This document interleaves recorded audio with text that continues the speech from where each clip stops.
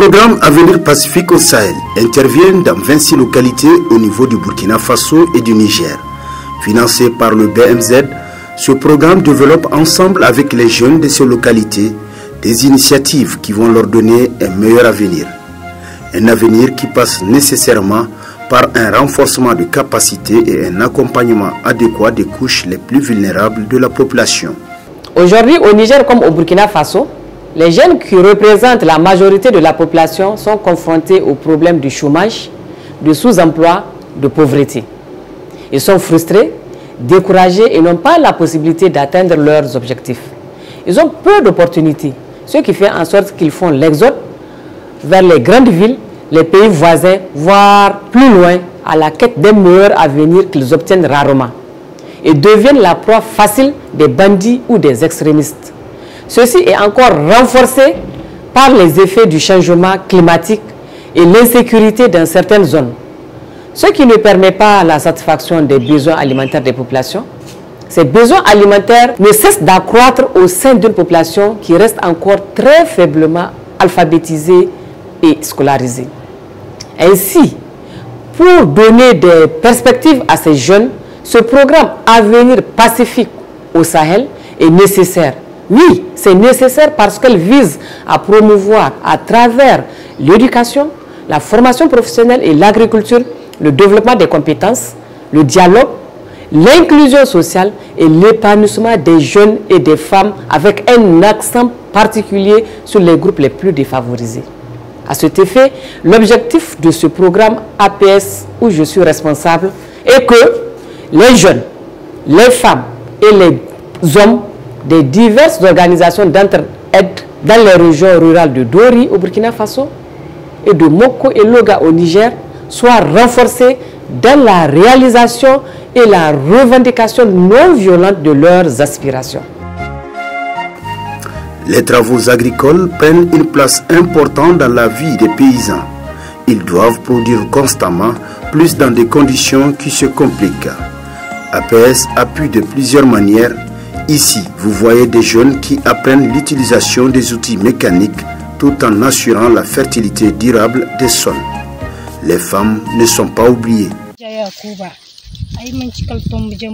Je suis Madame Rukaï Yakuba de Tondi Djambo. Le projet APS nous a amené beaucoup de bonnes choses. Grâce à ce projet, nous avons bénéficié de plusieurs sensibilisations et formations par rapport à l'agriculture. Le projet nous a appris entre autres l'utilisation du fumier qu'on a utilisé dans nos champs de mil. Avant, au maximum, on récoltait que 20 pieds de mil. Le plus souvent, ce n'est que 17 pieds.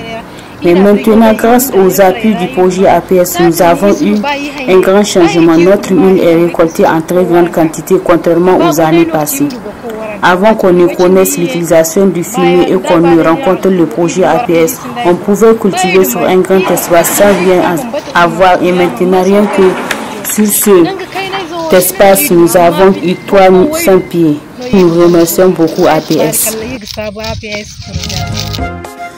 Là où l'accès aux intrants agricoles est difficile, le programme aide les populations à ouvrir leurs propres points de service, comme ici à Déré Tikwarazeno.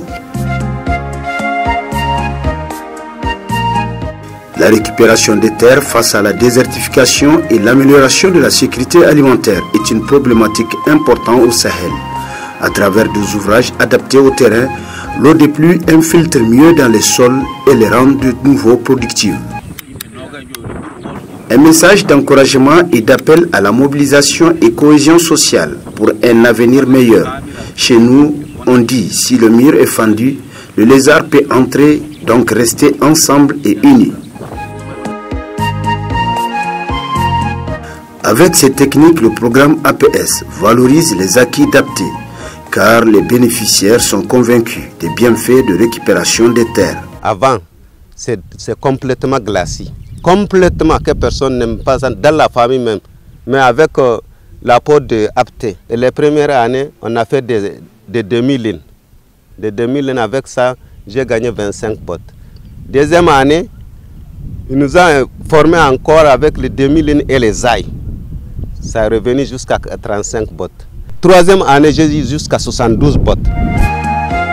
Avec cette image d'un terrain récupéré, on clôture ce tour de quelques activités agricoles réalisées par RNE au Niger et au Burkina Faso. Le programme Avenir Pacifique au Sahel travaille aussi avec les écoles coraniques au Burkina et au Niger. En plus de l'apprentissage du Coran, les apprenants acquerront de nouvelles connaissances avec l'alphabétisation, ce qui est un plus. Mais d'abord, nous-mêmes, on va avoir la formation en Ajami. C'est bien. On est face à plusieurs défis, mais avec l'appui du programme, on peut les surmonter. Au Sahel, le nombre des écoles coraniques ne fait que croître jusqu'à une date récente. Malgré leur nombre important et les importants effectifs des jeunes apprenants qu'elles ont, les écoles coraniques ne bénéficient que de peu d'intérêt de la part de l'État et de ses partenaires.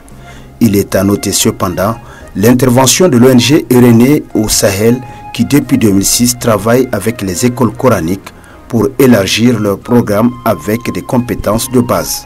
L'expérience novatrice et modèle en matière d'accompagnement de ce centre d'éducation de base. C'est fort de ces 10 années d'expérience que le projet a ouvert des passerelles vers le système formel dans plusieurs écoles coraniques de Maradi à partir de 2016. Pour le cas spécifique de notre école, donc nous avions 2 promotions ici. Ce sont des enfants qui sont d'ailleurs plus compétents même que ceux-là qui sont sur les bancs, qui ont commencé depuis le CI. Parce que ce sont des enfants qui ont un âge avancé. Ils ont cette capacité de comprendre les choses. Et ils ont compris. Avec la passerelle, nos enfants ont la chance de poursuivre les études, l'instruction étant un droit pour tous. Je suis contente, c'est ce qui va me servir toute ma vie. Comme on le voit, l'expérience du projet PAPEC RNE au Sahel suscite beaucoup d'engouement et d'espoir. Ainsi, la sémence de la rénovation des écoles coraniques est sémée. Il appartient au pouvoir public, aux partenaires au développement et la communauté internationale d'accompagner la suite comme base d'une paix durable. Cette démarche commence à faire école au Niger avec le ministère de l'enseignement primaire qui prévoit sa propre expérimentation des passerelles. Dans le cadre du Covid-19, plusieurs activités ont été réalisées en 2020, notamment la dotation et la sensibilisation sur place et à travers les radios communautaires. Ici, image de la remise officielle des kits Covid-19 destinés aux communautés de Loga et Moko par le responsable APS au gouverneur de la région de Dosso. Il faut dire qu'heureusement, la Covid-19 n'a pas pu prendre pied ferme au niveau du Sahel et les effets directs sont donc limités. Néanmoins, les mesures au niveau national et international fragilisent encore plus la situation économique.